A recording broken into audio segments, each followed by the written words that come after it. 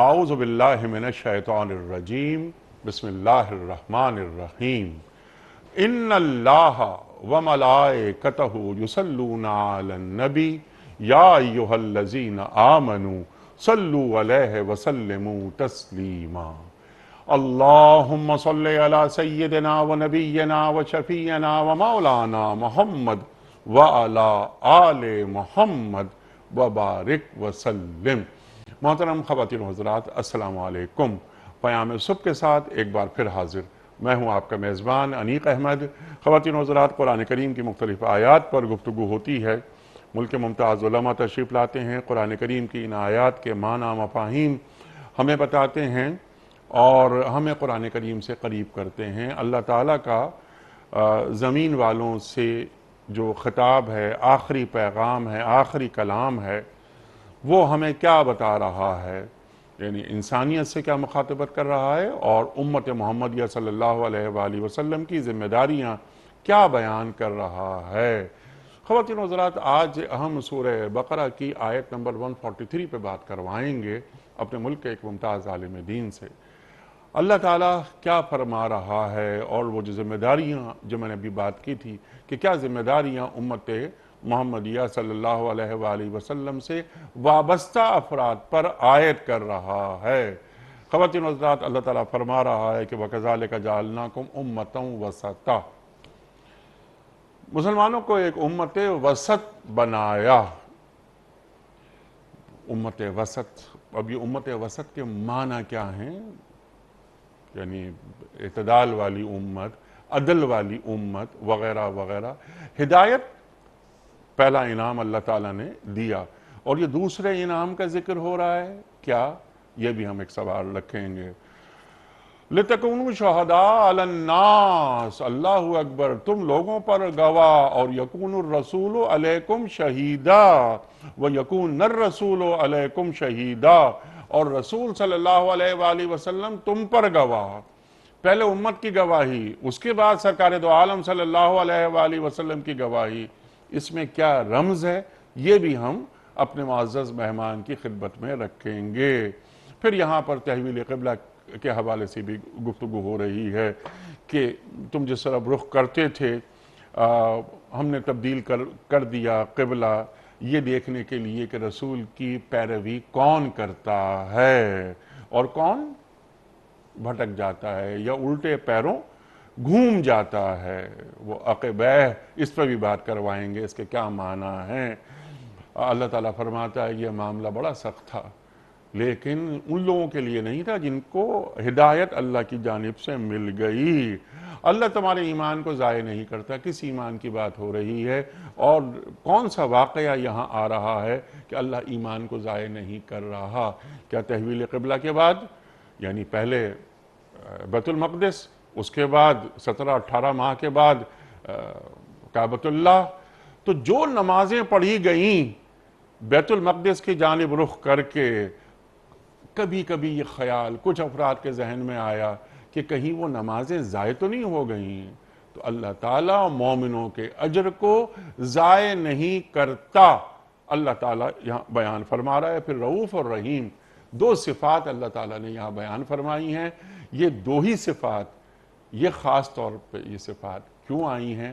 قرآن کریم کا کوئی بھی لفظ، کوئی بھی حرف بے حکمت نہیں ہے۔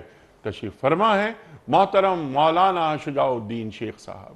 خواتین و حضرات، کون آپ سے واقف نہیں، ہمارے ملک کا بہت معروف اور مقبول نام، محبوب نام، شاگرد خاص محترم ڈاکٹر اسرار احمد صاحب علیہ الرحمہ۔ پیام صبح کا لازمی جز ہمیشہ ہم شیخ صاحب سے سیکھتے ہیں۔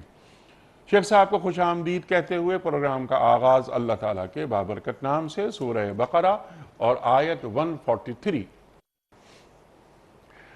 اعوذ باللہ من الشیطان الرجیم، بسم اللہ الرحمن الرحیم۔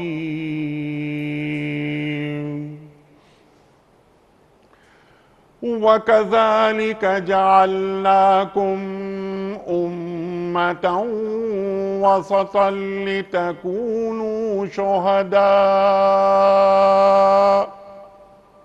لِتَكُونُوا شُهَدَاءَ عَلَى النَّاسِ وَيَكُونَ الرَّسُولُ عَلَيْكُمْ شَهِيدًا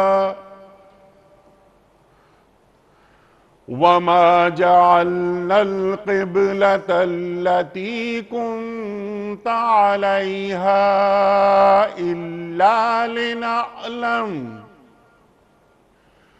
إِلَّا لِنَعْلَمَ مَنْ يَتَّبِعُ الرَّسُولَ مِمَّنْ يَنْقَلِبُ عَلَى عَقِبَيْهِ وَإِنْ كَانَتْ لَكَبِيرَةً إِلَّا عَلَى الَّذِينَ هَدَى اللَّهُ وَمَا كَانَ اللَّهُ لِيُضِيعَ إِيمَانَكُمْ إِنَّ اللَّهَ بِالنَّاسِ لَرَؤُوفٌ رَحِيمٌ صدق اللہ العظیم۔ اور ہم نے تم مسلمانوں کو ایک امت وسط بنایا ہے تاکہ تم دنیا کے لوگوں پر گواہ ہو اور رسول صلی اللہ علیہ وآلہ وسلم تم پر گواہ ہوں۔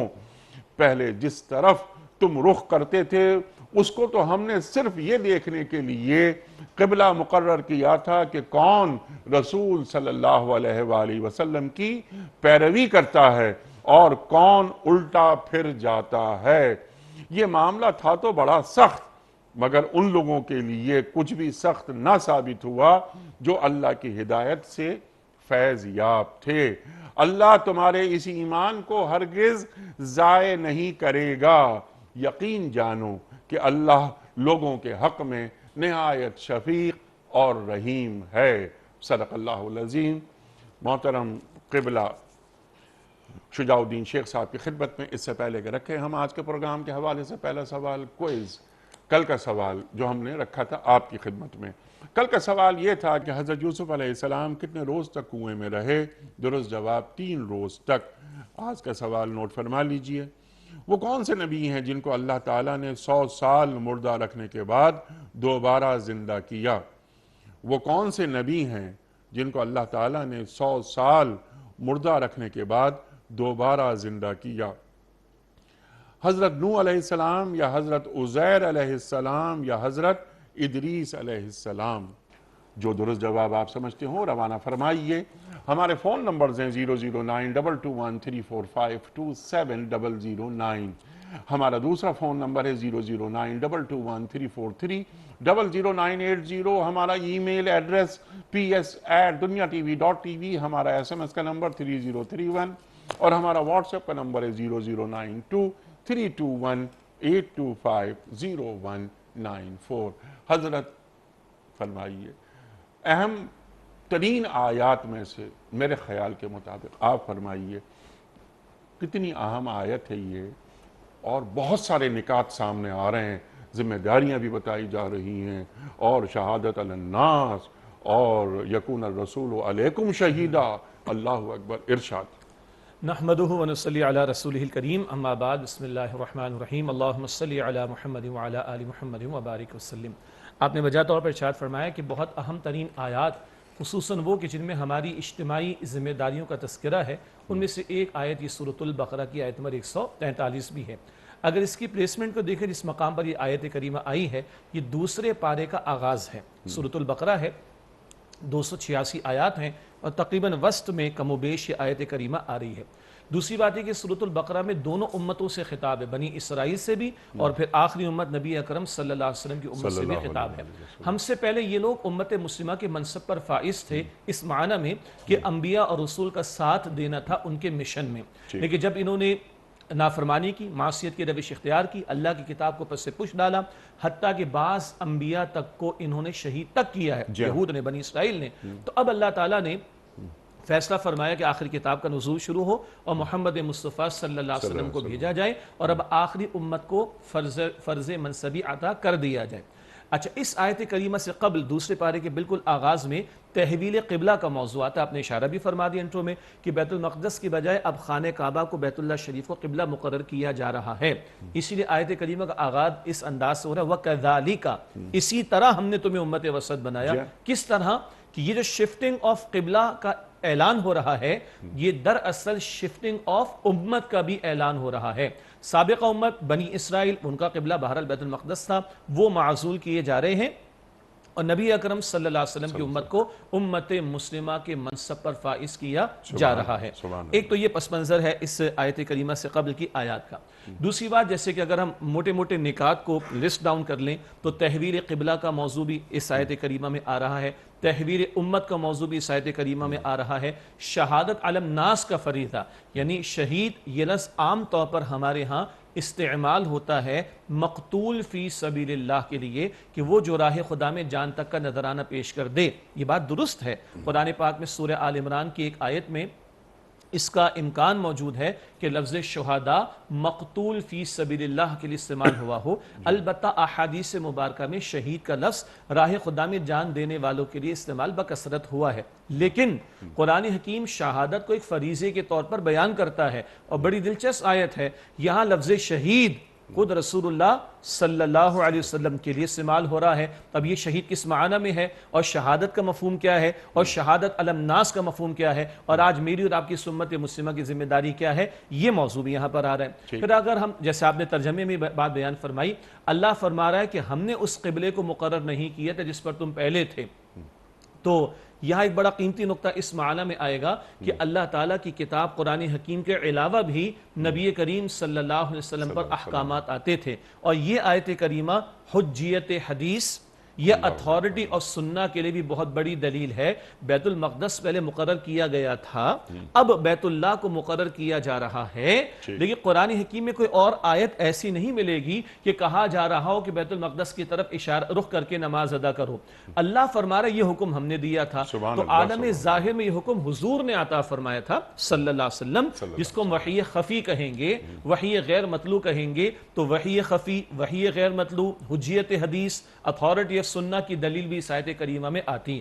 ایک اہم نقطہ جو آگے آ رہا ہے وہ کیا ہے کہ یہ بڑا سخت امتحان تھا کہ کون پیغمبر کی بات کو مانتا ہے اور کون اپنی ایڑیوں پر الٹے پاؤں پھر جاتا ہے، کون پیغمبر کے حکم پر قائم رہتا ہے، کون معصیت کی روش اختیار کرتا ہے. یہ امتحان بڑا کڑا تھا. جب مکہ مکرمہ میں حضور علیہ السلام، تو عربوں کی نسبت بھی بیت اللہ کی طرف تھی ابراہیم علیہ السلام کی نسبت سے، مگر اس وقت حکم کیا تھا، بیت المقدس کی طرف رخ کرو. تو آیا یہ جو اپنی تمہاری نسبت ماضی سے آبا کے ساتھ چلی آ رہی ہیں، تمہارے فور فادرز کے ساتھ، اس کو تم اہمیت دیتے ہو یا پیغمبر کے حکم کو اہمیت دیتے ہو؟ پھر حضور ہجرت فرما کر یثرب مدینہ النبی وہ بن گیا، مدینہ شریف تشریف لے آئے. 17-18 مہینے کا ذکر آپ نے فرمایا. اب اللہ تعالیٰ فرماتے نہیں، بیت المقدس کو چھوڑو، بیت اللہ کو بنا لو. تو اب جو یہود آباد ہے مدینہ میں، ان کا بھی امتحان ہو رہا ہے. اگر وہ محمد مصطفیٰ علیہ السلام پر ایمان لاتے تو سابقہ قبلہ تو بیت المقدس تھا ان کے لیے، ان کی نسبت تو ادھر جا رہی تھی. اب آیا نسبت کی فکر ہوتی ہے یا پیغمبر کی اطاعت کی فکر ہوتی ہے؟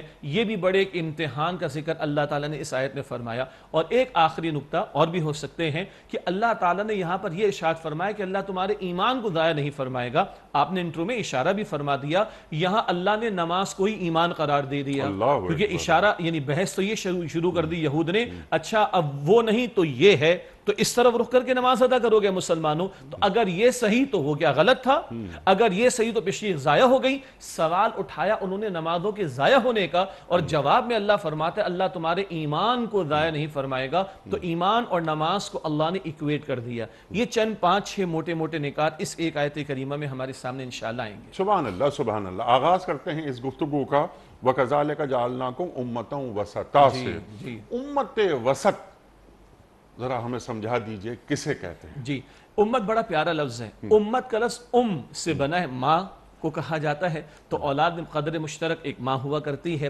اور امت جب ہم اس کو ایک ٹرمینالوجی کے طور پر استعمال کرتے ہیں لغوی اعتبار سے ہی، تو ہم مقصد لوگوں کے گروہ کو امت کہا جاتا ہے.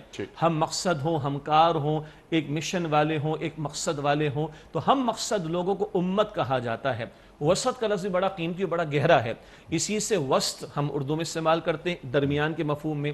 اسی طرح ایک حدیث میں ذکر آتا ہے کہ خیر الامور اوسطها، کہ جو بہترین امور ہیں وہ کون سے ہوتے ہیں؟ جو اعتدال کی روش کے ساتھ ہوں. تو وسط کا ترجمہ وسط درمیان کا بھی کیا گیا، وسط کا ترجمہ معتدل کا بھی کیا گیا، اور وسط کا ترجمہ بہترین کا بھی کیا گیا ہے. تینوں اعتبار سے بڑا قیمتی ہے. امت وسط یعنی نبی اکرم صلی اللہ علیہ وسلم کی امت سے مخاطبت ہو رہی ہے. یہ درمیانی امت ہے. کس معنی میں؟ کہ پیغمبر ہیں آخری نبی اکرم صلی اللہ علیہ وسلم، آپ پر آ کر نبوت ختم ہو گئی. پہلے اللہ اجتباء کرتا رہا، چنتا رہا آدم، بلکہ استفاء کرتا رہا، چنتا رہا آدم علیہ السلام سے نبی اکرم علیہ السلام تک سوالات انبیاء رسول کو. اللہ نے اب اجتباء کا اعلان فرما دیا، ہوا جتباکم، سورہ حج کی آخری آیت. اللہ نے تمہیں چن لیا کس مقصد کے لیے؟ اچھا سبحان اللہ. آیت کریمہ ہے اس وقت زیر مطالعہ البقرہ 143، اور سورہ حج کی آیت نمبر 78 میں یہی موضوع آیا. ترتیب یہ کہ وہاں رسول کا ذکر پہلے اور امت کا ذکر بعد میں. رسول تم پر گواہ ہو، تم لوگوں پر گواہ ہو جاؤ. یہ اجتباع اس امت کا ہوا، یہ ساری انسانیت کے لیے ہے. نبوت ختم ہو گئی، کار رسالت باقی ہے. تو اب امام الانبیاء صلی اللہ علیہ وسلم اور بقیہ انسانوں کے درمیان یہ امت مسلمہ آ گئی کہ ان تک پیغام پہنچ گیا. اب انہوں نے پیغام پہنچانا ہے دوسروں کو. تو یہ درمیانی امت اس معنی میں کہ ہم کنیکشن ہیں، ہم حضور علیہ السلام جو آخری پیغمبر ہیں ان کے اور بقیہ انسانوں کے درمیان کنیکشن ہے، ہم درمیان میں ہیں. یہ تو ہوا وسط کا ترجمہ، درمیان اس کے اعتبار سے.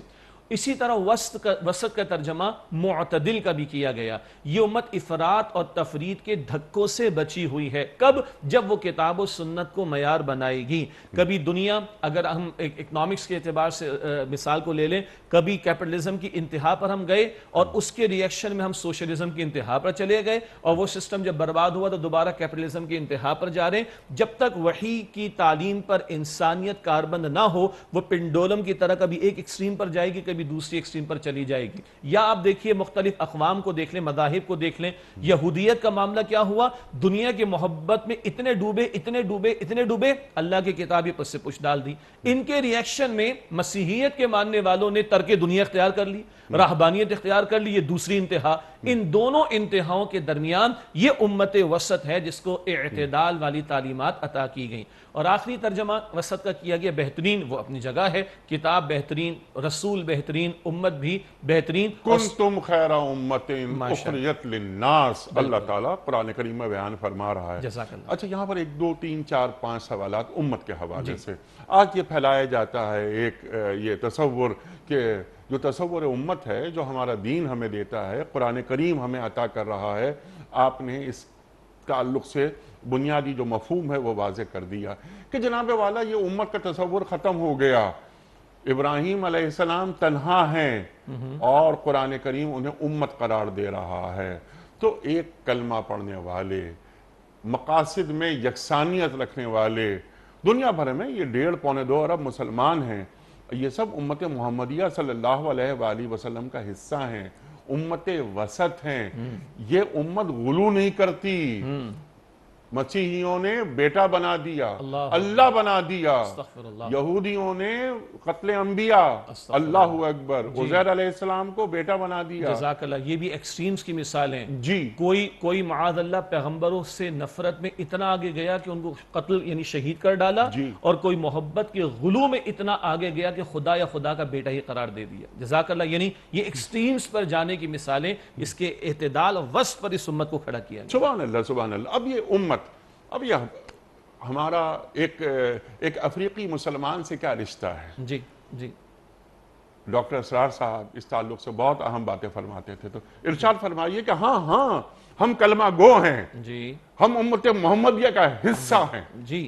اور اس رشتے کو بریک نہیں کیا جا سکتا. یہ سرحدوں کی پابندیاں جو کرا دی گئی، یہ نیشن اسٹیٹ کا جو تصور آ گیا، اور یہ ڈیوائڈ اینڈ رول کی پالیسی جو دین دشمنوں نے اختیار کر کے آج ہمیں ڈیوائڈ کر ڈالا، اس سب کے باوجود آج بھی اگر دنیا کے کسی کونے میں کسی مسلمان گروہ پر افراد پر ظلم و ستم ہوتا ہے تو کیا وجہ ہے کہ بقیہ دنیا کا مسلمان اپنے تئیں اپنے جذبات کا اظہار کرنے کھڑا ہو جاتا ہے؟ اس کا کیا تعلق ہے؟ نہ کوئی خونی رشتہ ہے، نہ کوئی لین دین کا معاملہ، نہ کوئی بزنس کا معاملہ، نہ کوئی کاروبار کا معاملہ، نہ کوئی ماضی مجھ پر کوئی احسان کیا تو احسان کا بدلہ چکانے کے لیے میں اس کی حمایت میں کھڑا ہو جاتا ہوں اسی ایک کلمے کی بنیاد پر کہ لا الہ الا اللہ محمد رسول اللہ صلی اللہ علیہ وآلہ وسلم۔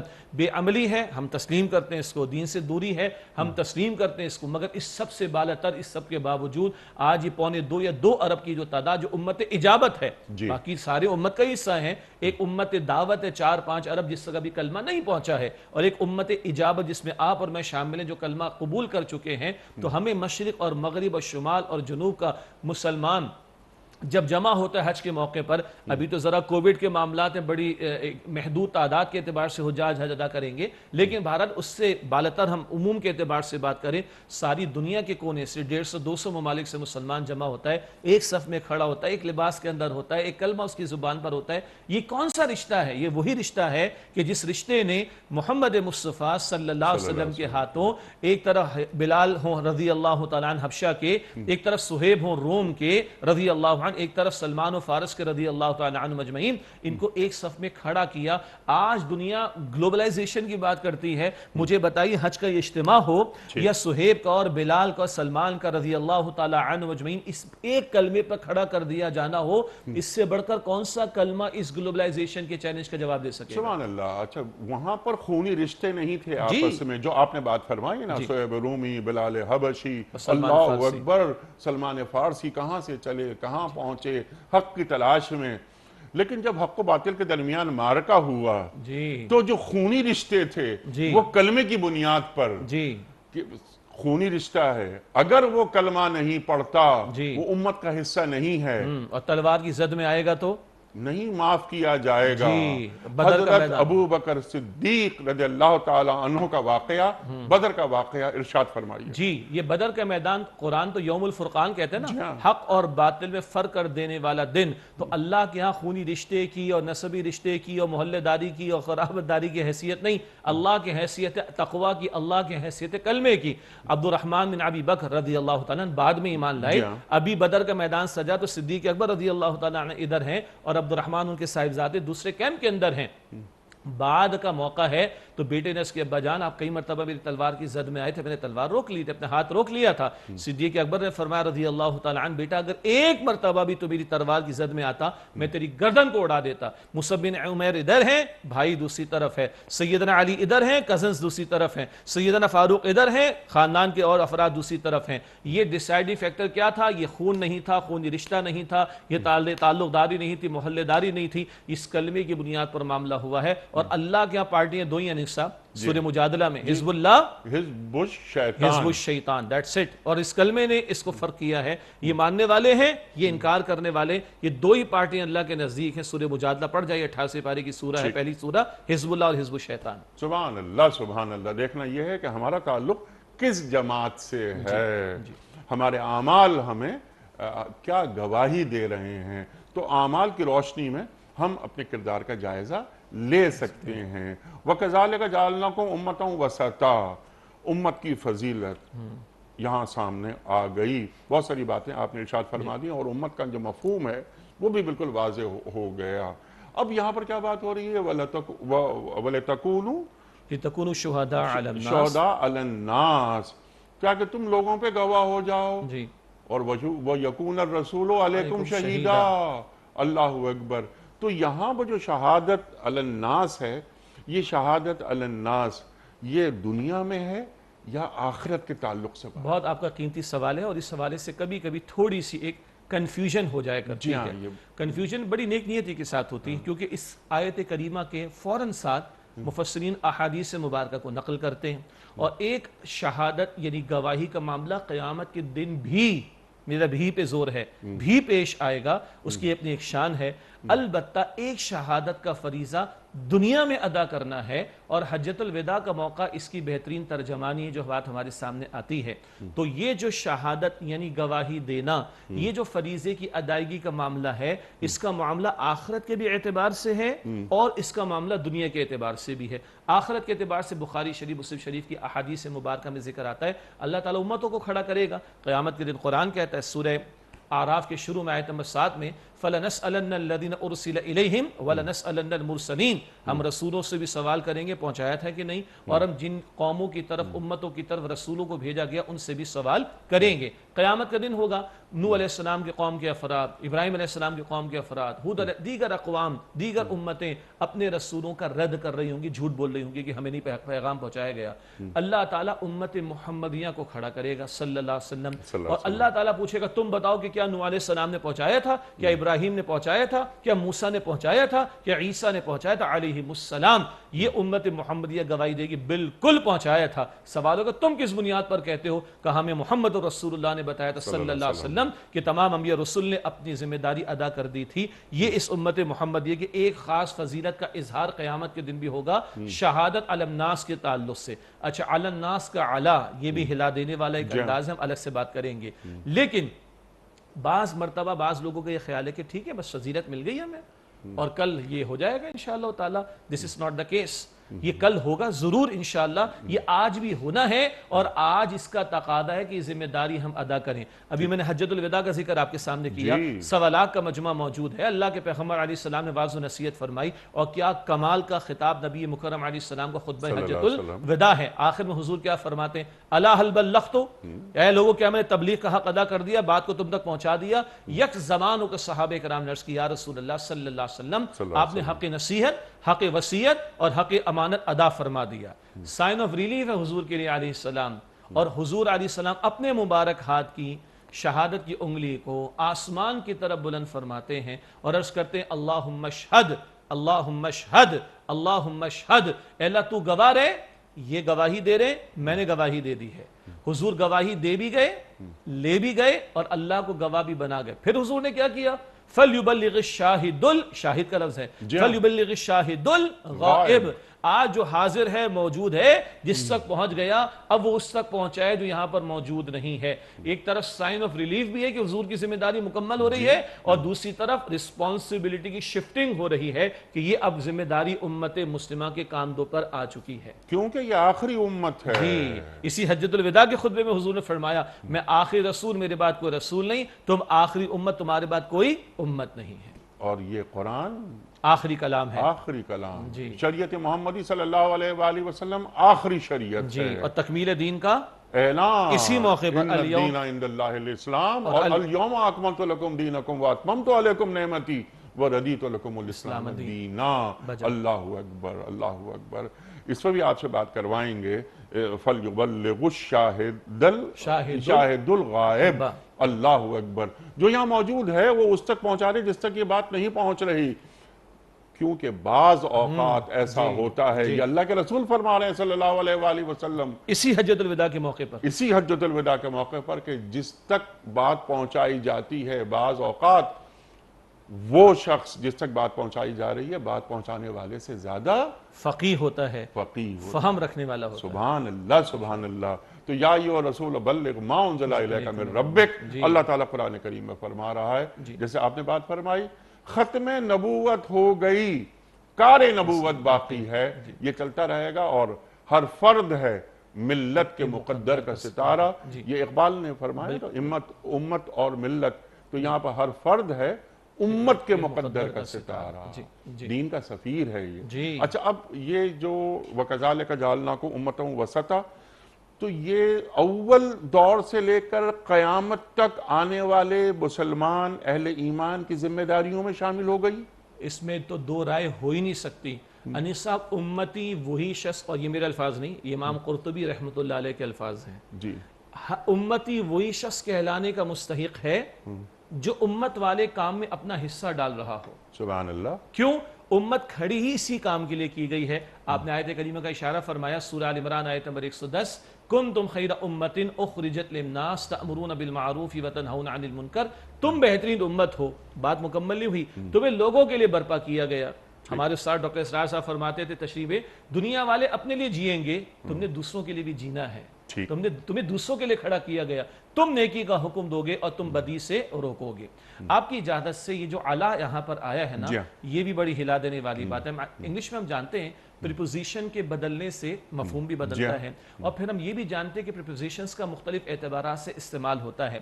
ایک حدیث مبارک پیش کرو تو علا کا ایک خاص مفہوم سامنے آئے گا۔ معروف حدیث مبارک ہے صحیح مسلم شریف کے آخری ایک حدیث کے آخر میں کہ القرآن حجت لک لام او علیک، یا تمہارے خلاف قرآن تمہارے لیے سفارش کرے گا یا تمہارے خلاف شکایت کرے گا۔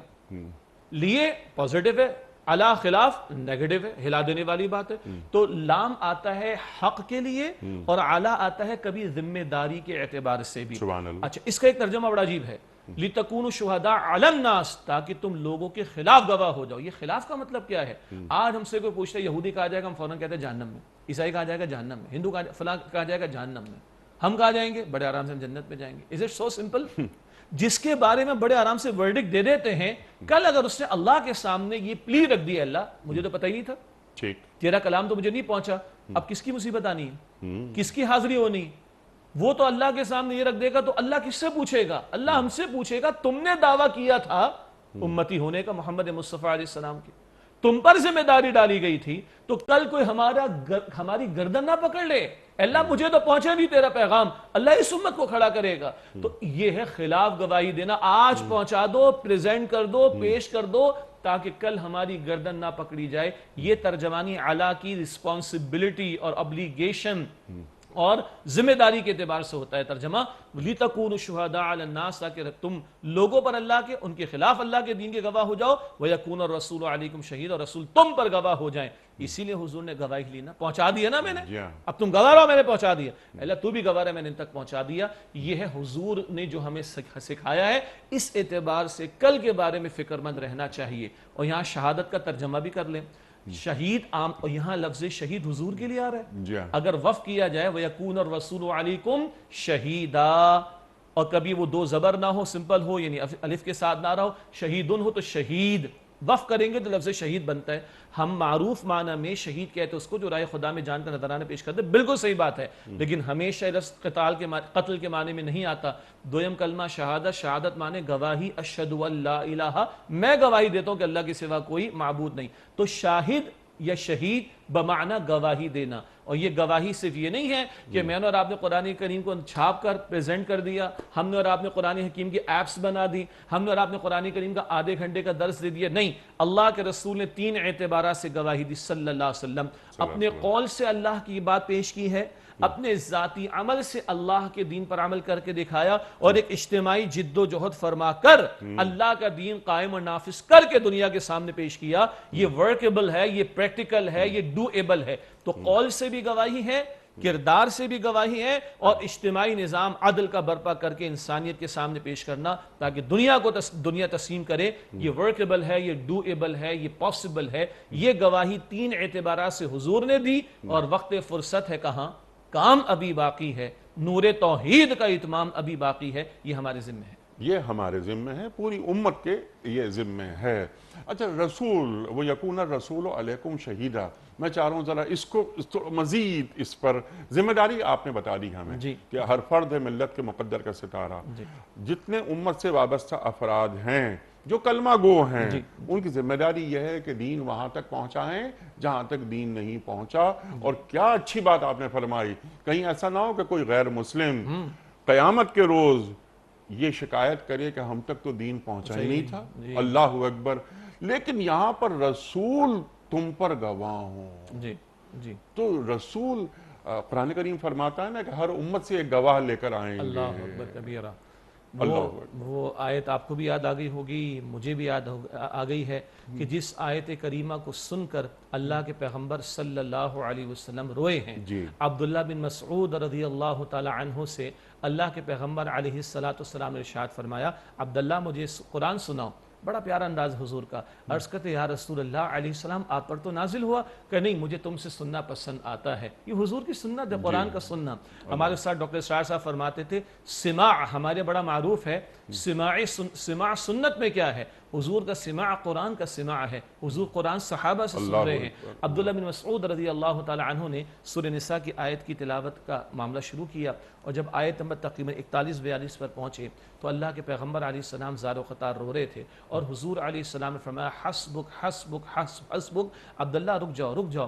عبداللہ بن مسعود کہتے ہیں میں نے نگاہ اٹھائی تو حضور زار و خطار رو رہے تھے۔ کیا آیت ہے؟ اس کا مفہوم اور حاصل یہ ہے فَكَيْفَ إِذَا جِئْنَا مِن كُلِّ أُمَّةٍ بِشَهِيدٍ شہید وَجِئْنَا بِكَ عَلَىٰ هَٰؤُلَاءِ شَهِيدًا، کیا حال ہوگا اے نبی علیہ السلام، کیا کیفیت ہوگی اے نبی علیہ السلام اس دن جب ہر امت میں سے ایک شہید کو ہم کھڑا کریں گے، اور آپ کو ان کے خلاف آپ کو ان کے خلاف بطور شہید کھڑا کریں گے۔ کیا اللہ میں نے تو پہنچا دیا تھا، اللہ میں نے تو طائف پہ جا کر پہنچا دیا، بازاروں میں جا کر پہنچا دیا، گھروں پر جا کر پہنچا دیا، مجمعوں میں پہنچا دیا، صفا پر کھڑے ہو کر پہنچا دیا، اللہ تیرا دین پیش کر کے بھی ان کے سامنے پہنچا دیا۔ حضور تو فرما دیں گے، اور اللہ تو ان سے پوچھ کے انہوں نے کیا کیا؟ ہر پیغمبر اپنی امت کے خلاف یا اللہ میں نے پہنچا دیا تھا، اسی کے خود اللہ کہتا ہے ہم پیغمبروں سے بھی پوچھیں گے اور امتوں سے بھی پوچھیں گے۔ اور بعض پیغمبر اپنے ساتھ اپنی امت میں ایک فرد لائیں گے، بعض کے ساتھ 2 فرد ہوں، 2 افراد ہوں گے۔ اللہ اکبر۔ ارشاد دیکھیے اس میں 2 پہلو ہیں۔ کبھی حضور نے یہ فرمایا صلی اللہ علیہ وسلم، اس امت کی کثرت کو بھی سمجھنا چاہیے کہ جنت والوں کی 120 صفیں ہوں گی، 80 صفیں امت محمد کی ہوں گی صلی اللہ علیہ وسلم۔ اللہ تعالیٰ ہمیں ان میں شامل فرمائے اور فرنٹ پہ رکھے اللہ تعالیٰ۔ 80 صفیں اہل جنت کی، 120 میں سے امت محمدیہ کی، مگر پھر صلی اللہ علیہ وسلم۔ پھر حضور فرماتے ہیں کوئی نبی ہوں گے جن کے ساتھ 10 آ رہے ہوں گے بس، کوئی نبی ہوں گے جن کے ساتھ 5 ہوں گے، کوئی ہوں گے جن کے ساتھ شاید 1 ہوگا، اور کوئی نبی ایسے بھی ہوں گے جن کے ساتھ 1 بھی نہیں ہوگا۔ یہاں پہلو ہمارے سمجھنے کا کیا ہے، لوگوں نے یہ، بلکہ آپ کا جملہ ہے، کسی موقع پر کوئی بات ہوئی تھی تو آپ نے بڑا اچھا کہا، لوگوں نے نبیوں کی نہیں مانی، نبیوں کی قدر نہیں کی۔ آپ کے ہمارے استادوں کی کیا حیثیت؟ جی وہ ہمارے محسنین ہیں، ہمارے اللہ ان پر اپنی رحمت نازل فرمائے، لیکن لوگوں نے نبیوں کی قدر نہیں کی تو باقی کسی کی کیا حیثیت؟ کوئی نبی ایسے بھی ہوں گے جن کے ساتھ 1 بھی نہیں ہوگا۔ اللہ اکبر۔ اس میں ہمارے لیے ایک پہلو کیا ہے، بھائی تمہارا کام محنت کرنا ہے، نتائج کے تم ذمہ دار نہیں ہو۔ انبیاء سے بڑھ کر کس نے محنت کی ہوگی؟ نہیں مانا ایک بھی۔ تم دل چھوٹا نہ کرنا، ہمت نہ ہارنا، تمہارا دعوت دین کا کام، شہادت علی الناس کے فریضے کو انجام دینے کا کام جاری رہے۔ تم کام کرنے کے ذمہ دار و مکلف ہو، نتیجے کے تم مکلف نہیں۔ سبحان اللہ۔ نوح علیہ السلام 950 برس کے کام کے بعد پھر بیان کرتے ہیں اللہ اکبر کہ ان کی نسلوں میں بھی کوئی راہ راست پر نہیں ہوگا، اور اللہ اگر یہ پیدا بھی کریں گے تو فاجر اور کافر کوئی پیدا کریں گے، استغفر اللہ۔ لیکن کب ہے؟ 950 سال لگانے کے بعد۔ اللہ اکبر۔ اور بائبل کی روایت انیس صاحب 70 یا 80 افراد ایمان لائیں، 13-14 سال میں ایک بندہ اوسط اگر نکالے تو لوگ کبھی ہمیں کہتے ہیں یار ہم کمزور لوگ ہیں، بھائی کتنا دعوت کا کام کریں، کتنا لوگوں کو سمجھائیں، کتنا پہنچائیں، کتنا صبر کریں؟ میں کہتا ہوں کم سے کم 950 سال۔ حالانکہ کہاں نوح علیہ السلام، کہاں ہم، کم سے کم 950 برس۔ اس کے بعد یہ پکار دکھ دل کی ان کی آتی سورہ نوح میں 29 سپارے میں۔ سبحان اللہ سبحان اللہ۔ اور اس میں بیٹا بھی شامل نہیں۔ اللہ اکبر۔ وَلَيْسَ مِنْ أَهْلِكَ، اللہ تعالیٰ قرآن کریم میں فرما دیتا ہے۔ بیٹے کی فکر کر رہے ہیں؟ نہیں، کیونکہ رشتہ خون کا نہیں، رشتہ ایمان کا مطلوب، رشتہ ایمان کا مطلوب ہے۔ اچھا، اب کیونکہ وقت ختم ہو رہا ہے ہمارے پروگرام کا، اب یہاں پر تحویل قبلہ کی بات آ رہی ہے۔ ایک دم اب موضوع چینج ہو رہا ہے، بظاہر چینج ہو رہا ہے، حالانکہ چینج نہیں ہو رہا، تسلسل ہے یہ کہ تم جس طرح رخ کر کے نماز پڑھتے تھے اب وہ تبدیل ہو گیا۔ تو ہم صرف یہ دیکھتے ہیں کہ رسول کی اطاعت کون کر رہا ہے اور الٹے پیروں کون گھوم رہا ہے۔ ارشاد۔ جی یہ آپ کے سوال سے ہی بڑا خوبصورت نقطہ یاد آیا، ہماری گفتگو میں آتا رہتا ہے انیس صاحب۔ ایک تو کیا ہے، کچھ لوگ بس ظاہر کی کچھ چیزوں کو دیکھتے ہیں اور پورا آل انکلوسیو تصور ہوتا ہے وہ ان کے سامنے نہیں ہوتا۔ ذرا قبلے کی تبدیلی کا معاملہ ادھر سے ادھر رخ کر لو تو یہود نے رائی کا پہاڑ بنا دیا۔ جی ایک یہ مینٹالٹی سامنے آئی نا۔ اسی طرح ہمارے بھی ہوتا ہے، ذرا ایک نوجوان کو ہم ہاف سلیو میں دیکھ لیں مسجد کے اندر تو کچھ لوگ بڑا گھور کا دیکھنا شروع کر دیتے ہیں۔ ہم کہتے ہیں بھائی صلی اللہ کے بندے کو نماز سے پڑھنے دو، سینے سے لگاؤ۔ بہت سے بہت آداب کا خیال رکھنے کی بات ہوگی، لیکن اس سے تو بہتر ہے جو تمہارا میرا بھائی نماز کو نہیں آ رہا۔ یہ جو ظاہر پرستی ہے، شارٹ سائٹڈ مینٹالٹی ہے نا، کہ ذرا ظاہر میں اونچ نیچ ہو جاتی ہے تو اس کو رائی کا پہاڑ بنا دیتے۔ ایک تو اس مینٹالٹی کی اللہ تعالیٰ وضاحت فرما رہا ہے۔ دوسری بات کیا ہے، اصل چیز یہ رخ نہیں ہے، بلکہ عجیب بات ہے، اصل چیز نماز بھی نہیں ہے، بڑا عجیب جملہ ہے، اصل چیز اللہ اور اس کے رسول کا حکم ہے۔ کبھی عرفات کا میدان ہوتا ہے جی اور غروب آفتاب کا وقت ہو جاتا ہے، کہا جاتا ہے مغرب ادا نہ کرو، آج نماز ادا نہ کرو، آج حکم ہے نماز ادا نہ کرنا، جاؤ مزدلفہ میں جا کر مغرب اور عشاء کو ملانا۔ کھانا پینا کوئی معنی نہیں رکھتا، جب کہتے چھوڑ دو تو سحری کا وقت ختم، چھوڑ دیا، جب کہتے کھا دو تو کھا لیا، کھانے پینے میں کچھ نہیں رکھا، جب ہم کہیں حلال تو حلال، جب ہم کہیں حرام تو حرام۔ تو یہ ادھر کا رخ تھا بیت المقدس کا، اس میں بہت بڑی حکمت تھی کہ شفٹنگ آف امہ بھی ہو رہا ہے شفٹنگ آف قبلہ کے ساتھ، لیکن اصل بات کیا تھی، ہم تو اپنے پیغمبر کے معاملے کو دیکھنا چاہتے ہیں، کون پیغمبر کی اطاعت کرتا ہے اور کون گھوم جاتا ہے، کون ان کی اطاعت کی روش سے اختیار کرتا ہے۔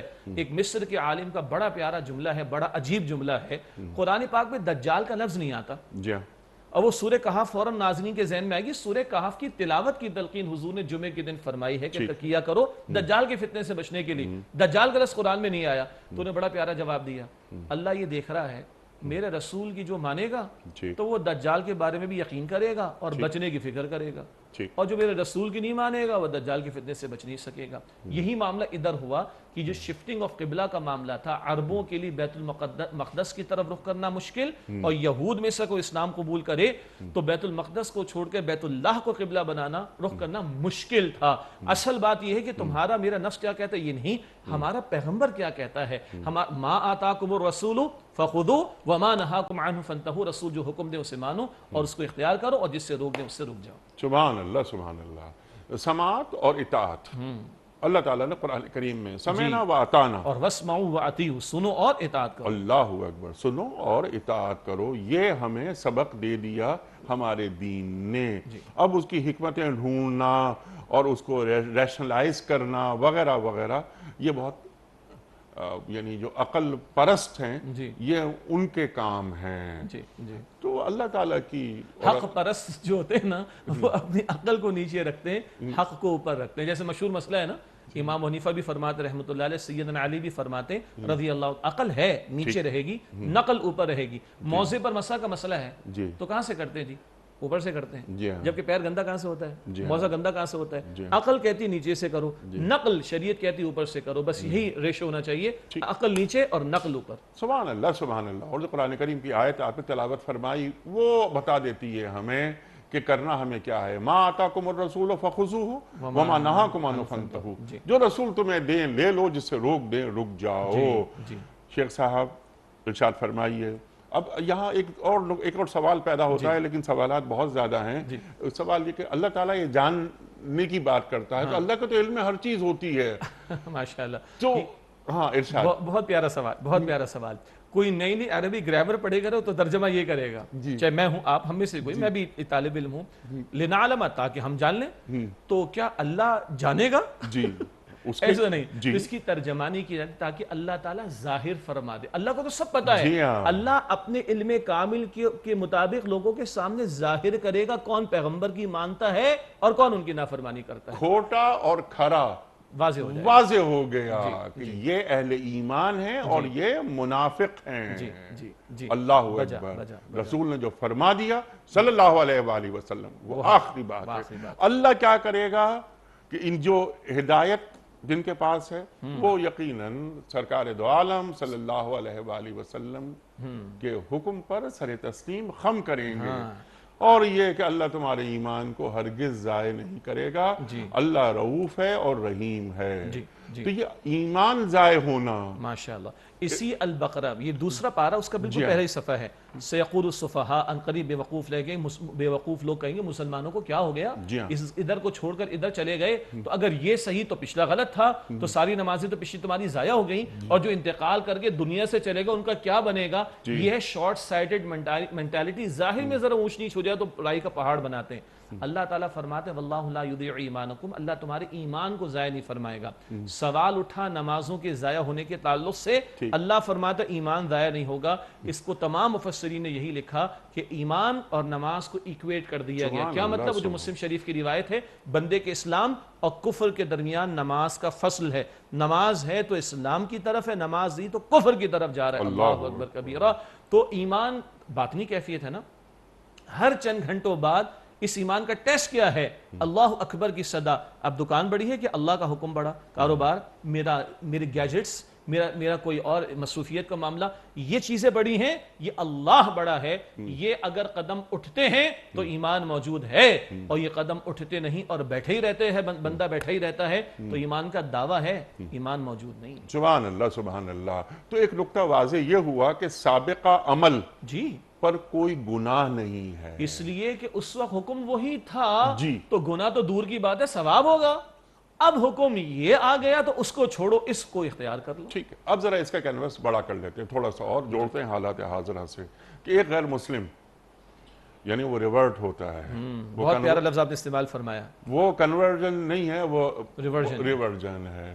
تو یعنی یہ وہ تبدیلی مذہب نہیں کر رہا، وہ تکمیل مذہب کر رہا سبحان اللہ، ہے، اپنی اصل کی طرف آ رہا ہے. اپنے اصل کی طرف آ رہا ہے.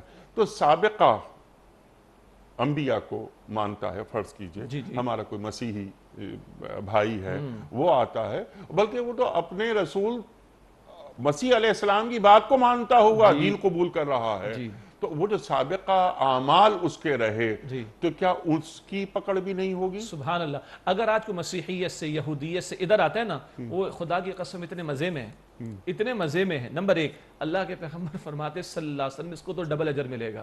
پچھلے رسول کو ماننے کا بھی، اور اب ماننا تو سب کو ہے، پچھلے رسول سے نسبت تھی اس کی، اب آخری رسول کو مان رہا ہے. ایک بات. دوسری بات ہے کہ اللہ کے پیغمبر علیہ السلام نے فرمایا کہ اسلام قبول کر لینا پچھلا سارا معاف کرا دیتا ہے، سارا معاف کرا دیتا ہے. اور اگر پوری کنوکشن کے ساتھ توبہ لے کر آ رہے، توبہ ہی تو ہے نا اصل میں، تو قرآن کہتا ہے سورہ فرقان میں اللہ معاف ہی نہیں کر دے گا، فَأُولَٰئِكَ يُبَدِّلُ اللَّهُ السَّيِّئَاتِهِمْ حَسَنَاتٍ، اللہ اس کی برائیوں کو نیکیوں میں بدل دے گا. سارا بلیک اس طرح کا وائٹ ہو جائے گا اللہ کے.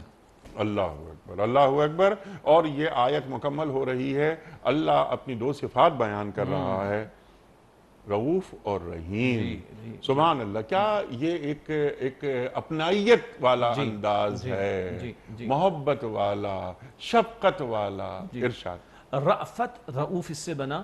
جب بندوں کے لیے استعمال ہوتا ہے نا، تو کسی کو تکلیف میں دے کے تڑپ جانا، اس کی تکلیف کو محسوس کرنا، یہ ہمارے لیے بندوں کے لیے. اور رحیم میں دوام و تسلسل کا معاملہ کہ اب اس کے لیے کچھ کیا جائے. تو اللہ نے تمہیں قرآن عطا کیا تمہاری حاجات کو پورا کرنے کے لیے.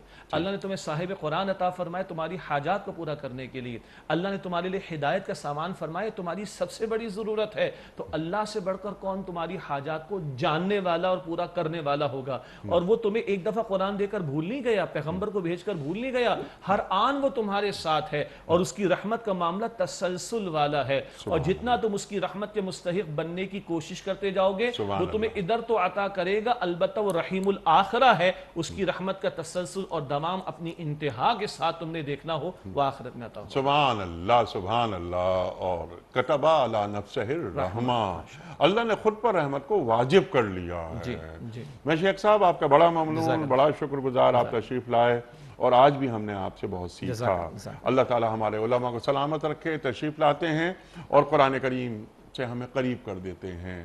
کتنے اہم نکات سامنے آئے اور شیخ صاحب نے ایک ایک نقطے کی وضاحت کی کہ ہمارا مقام کیا ہے، یعنی مقام مسلم کیا ہے.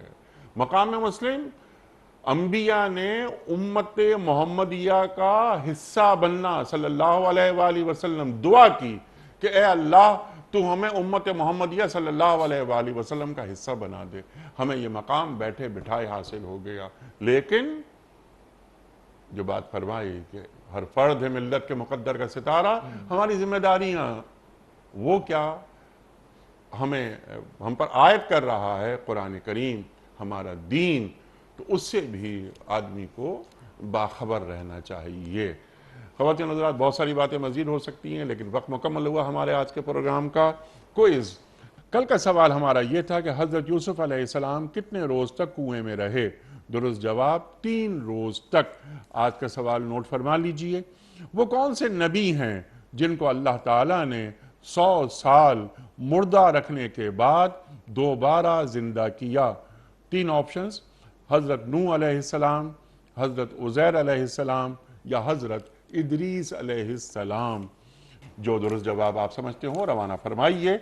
हमारे फ़ोन नंबर्स हैं 00922134527 हमारा दूसरा फ़ोन नंबर है 009221343 हमारा ईमेल एड्रेस ps@dunyatv.tv हमारा SMS का नंबर 3031 और हमारा व्हाट्सएप का नंबर है 0092321825019 वक्त कुरानदाजी का। मोहतरम शेख साहब एक पर्ची निकाल चुके हैं। आज के विनर कौन हैं? इजहारुल हक कुरैशी साहब, कहाँ से? लाहौर से। इजहारुल हक कुरैशी साहब लाहौर से आपकी खिदमत में दुनिया टीवी की जानिब से दीनी कुतुब पर मुश्तमिल गिफ्ट हैम्पर बजरिए कोरियर हम आपके घर रवाना कर रहे हैं। आपको बहुत बहुत मुबारक हो।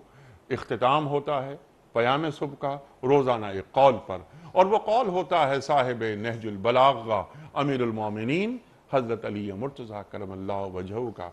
आप फरमाते हैं कि नेमतों की फरावानी के वक्त कभी मगरूर ना हो और सख्तियों के मौके पर कमजोरी का मुजाहरा ना करो। नेमतों की फरावानी के वक्त कभी मगरूर ना हो और सख्तियों के मौके पर कमजोरी का मुजाहरा ना करो। सुभान अल्लाह सुभान अल्लाह। अपने मेज़बान अनीक अहमद को कल तक के लिए इजाज़त दीजिए। खुदा हाफिज़।